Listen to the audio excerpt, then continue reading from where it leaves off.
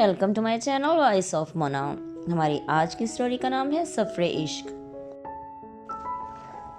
وہ ایئرپورٹ سے باہر نکلا۔ وہ آج 8 سال کے بعد واپس آیا تھا۔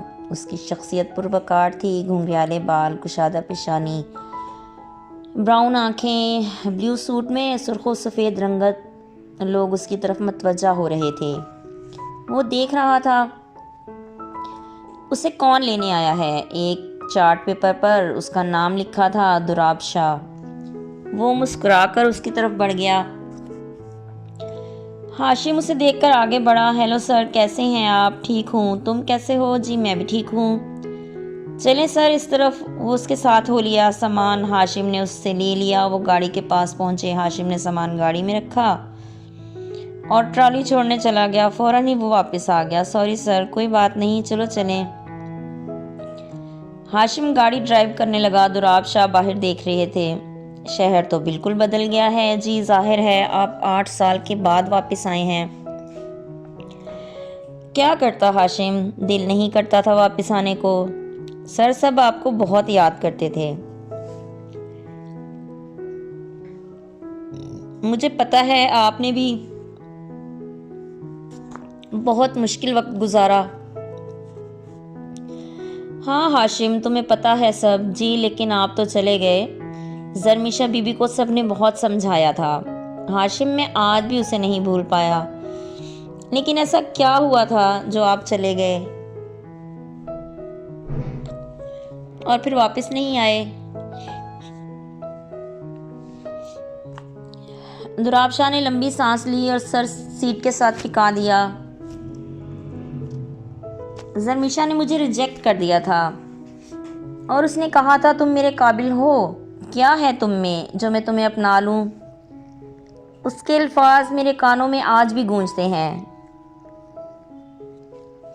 اب ان کی اکڑ ختم ہو چکی ہے۔ ان کو سزا وقت نے دے دی۔ انہوں نے زریاب شاہ سے شادی کی۔ اس نے بہت برا سلوک کیا۔ انہوں نے شادی کے 6 ماہ کے بعد ہی دوسری شادی کر لی۔ لیکن ایسا کیا ہوا تھا جو آپ چلے گئے پھر واپس نہیں آئے؟ دوراب شاہ نے لمبی سانس لی اور سر سیٹ کے ساتھ ٹکا دیا۔ زرمیشہ نے مجھے ریجیکٹ کر دیا تھا۔ اس نے کہا تھا تم میرے قابل ہو۔ کیا ہے تم میں جو میں تمہیں اپنا لوں؟ اس کے الفاظ آج بھی میرے کانوں میں گونج رہے ہیں۔ اب ان کی اکڑ ختم ہو چکی ہے سر۔ ان کو سزا وقت نے دے دی۔ انہوں نے زریاب شاہ سے شادی کی تھی۔ اس نے بہت برا سلوک کیا۔ انہوں نے شادی کے 6 ماہ کے بعد ہی دوسری شادی کر لی اور زرمیشہ بی بی کو بے عزت کر کے گھر سے نکال دیا۔ پھر واپس لے گئے۔ وہ چلی گئیں لیکن 3 ماہ مشکل سے نکلے۔ پھر زریاب نے طلاق نامہ دے کر انہیں واپس اپنے گھر بھجوا دیا۔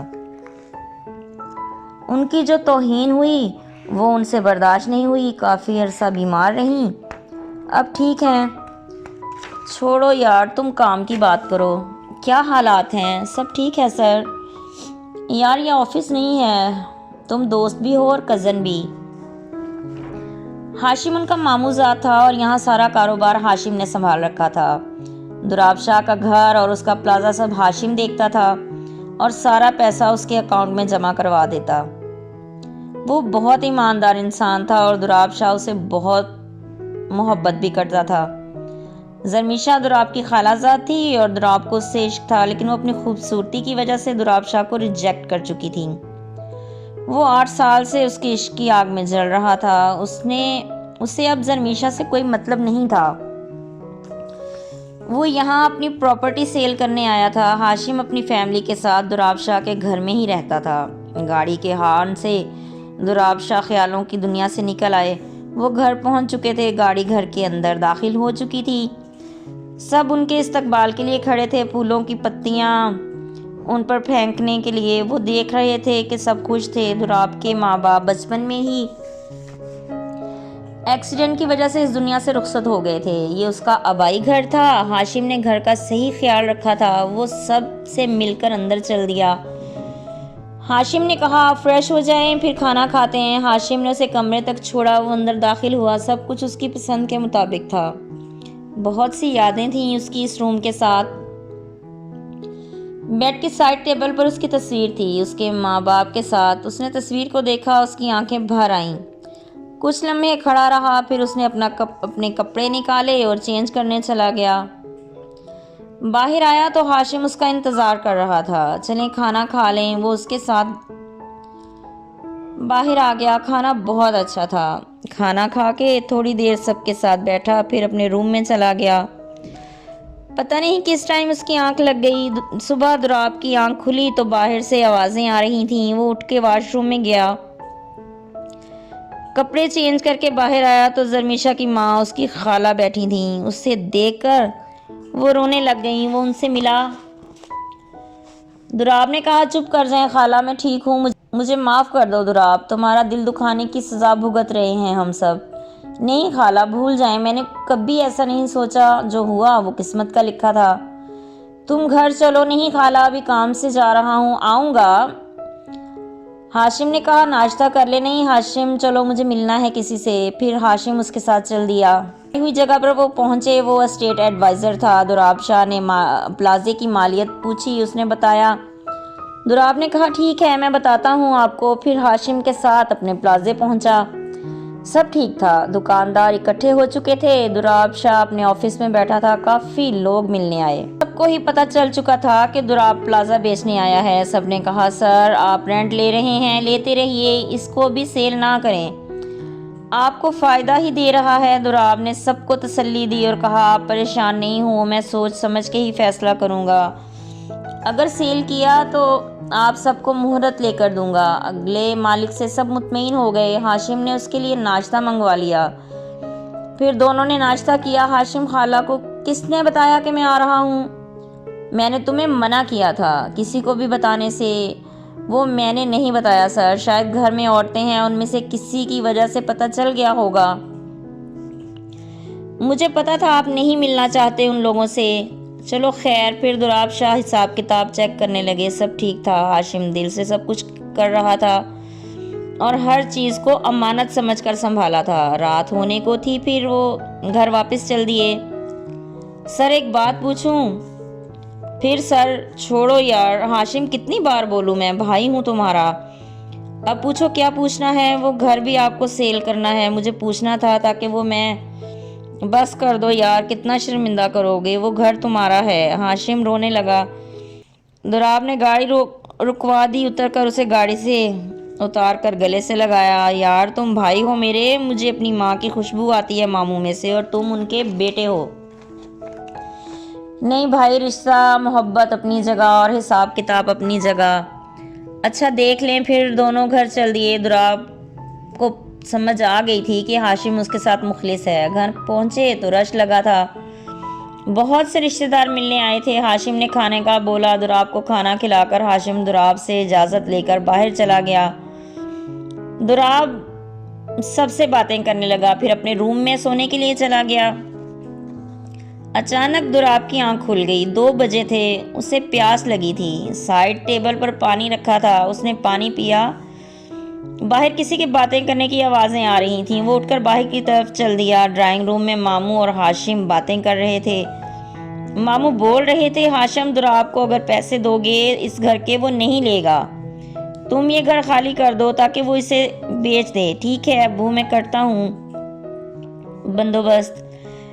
میری بہن کی روح پریشان ہوگی، اس کا بیٹا ہے، وہ ویسے ہی بہت پریشان ہے۔ نہیں ابو آپ فکر مند نہ ہوں، دراب نے میرا حق نہیں رکھا کبھی، تو میں بھی اسے کسی قسم کا نقصان نہیں ہونے دوں گا، آپ بے فکر رہیں۔ دراب ان کی باتیں سن کر خوش ہوا۔ آج کل کے دور میں کون خیال رکھتا ہے کسی کا۔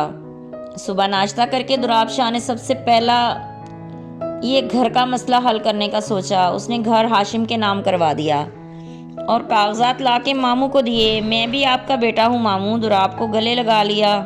تو میری جان ہے، میری بہن کی نشانی ہے، تو پھر یہ فرق نہ کریں۔ ٹھیک ہے لیکن یہ گھر تیرا ہے، ہم یہاں رہیں گے ضرور۔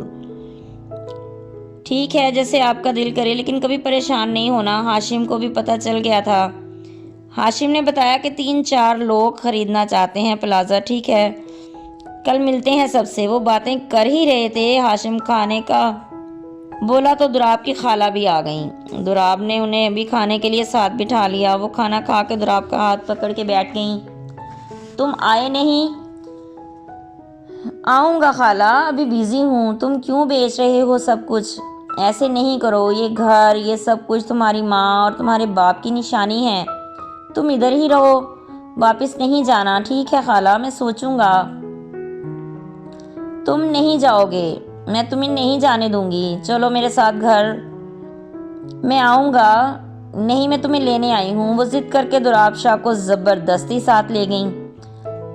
دراب جاتے ہوئے اپنی گاڑی لے کر گیا۔ ہاشم کو بولا میں آتا ہوں۔ وہ خالہ کو لے کر چل دیا۔ ان کے گھر پہنچا تو سب روتے ہوئے ملے۔ خالو بھی شرمندہ تھے۔ وہ سب کے ساتھ بیٹھا تھا کہ زرمیشہ آ گئی۔ اسے دیکھ کر دراب کا دل تکلیف میں آ گیا۔ وہ زرمیشہ نہیں تھی، وہ اجڑی ہوئی تھی، نہ وہ رنگ، نہ روپ، نہ حالت، ایسے جیسے کوئی پاگل ہو۔ وہ خاموشی سے آگے آ کے دراب شاہ کے سامنے بیٹھ گئی۔ دراب سے دیکھا نہیں جا رہا تھا۔ وہ اٹھ کھڑا ہوا۔ میں چلتا ہوں خالہ، کل آؤں گا۔ زرمیشہ اٹھ کر دراب شاہ کے قدموں میں گر گئی۔ مجھے معاف کر دو۔ دراب جیسے پتھر بن گیا۔ وہ روئے جا رہی تھی۔ دراب ساکت کھڑا تھا، پھر ایک دم جیسے وہ ہوش میں آ گیا ہو۔ اس نے کہا زرمیشہ، میرے دل میں کوئی بات نہ تھی نہ ہے۔ پھر وہ ایک دم باہر چل دیا۔ سب آوازیں دیتے رہ گئے۔ وہ گاڑی میں بیٹھا ہی تھا کہ اندر سے چیخنے کی آوازیں آنے لگیں۔ زرمیشہ شاید بے ہوش ہو گئی تھی۔ وہ اندر واپس گیا۔ زرمیشہ وہیں بے ہوش پڑی تھی اور اس کا جسم ٹھنڈا پڑ چکا تھا۔ وہ اسے اٹھا کر باہر بھاگا، خالہ کو آواز دی۔ سب باہر آ چکے تھے۔ زرمیشہ کو پیچھے لٹا کر اس نے گاڑی سٹارٹ کی اور جلدی سے ہسپتال پہنچا۔ اسے ایمرجنسی میں لے کر گئے۔ اس کی حالت خراب تھی، اس کی نبض ڈوب رہی تھی۔ بڑی مشکل سے ڈاکٹروں نے اسے سنبھالا۔ وہ ہوش میں آئی تو دراب کا نام لے رہی تھی۔ ڈاکٹروں نے دراب کو بلایا۔ زرمیشہ ہوش میں تھی۔ دراب کو دیکھ کر اس نے ہاتھ اس کی طرف بڑھایا۔ دراب نے ہاتھ پکڑ لیا۔ مجھے معاف کر دو، بس مجھے پتا ہے اب تمہارے قابل نہیں۔ میں صرف یہ چاہتی ہوں تم جانے سے پہلے مجھے معاف کر دو تاکہ میں اس ذہنی اذیت سے نکل سکوں۔ دراب اس کا ہاتھ پکڑ کے بیٹھا تھا۔ اس کی آنکھوں سے آنسو بہہ رہے تھے۔ زرمیشہ، میں تمہیں کب کا معاف کر چکا، لیکن سفر عشق میں نے بہت اذیت دیکھی۔ تم نے مجھے توڑ دیا۔ میں نے اپنے وجود کی کرچیوں کو بڑی مشکل سے اکٹھا کیا۔ اب بھی میری روح تکلیف میں ہے۔ میں تمہیں چھوڑ کے نہیں جا سکتا۔ تم اب بھی میرے لیے ویسی ہی ہو۔ دونوں رو رہے تھے۔ پھر دراب نے اسے چپ کروایا۔ اب دونوں کے دل سے غبار اتر چکا تھا۔ دونوں خوش تھے۔ دراب نے کہا میں جاؤں گا، لیکن تمہیں ساتھ لے کر چلو گی میرے ساتھ؟ ہاں چلوں گی۔ پھر انہیں ان کے گھر چھوڑ کر وہ اپنے گھر چل دیا۔ جیتے رہیے، خوش رہیے۔ ملتے ہیں اگلی کہانی کے ساتھ۔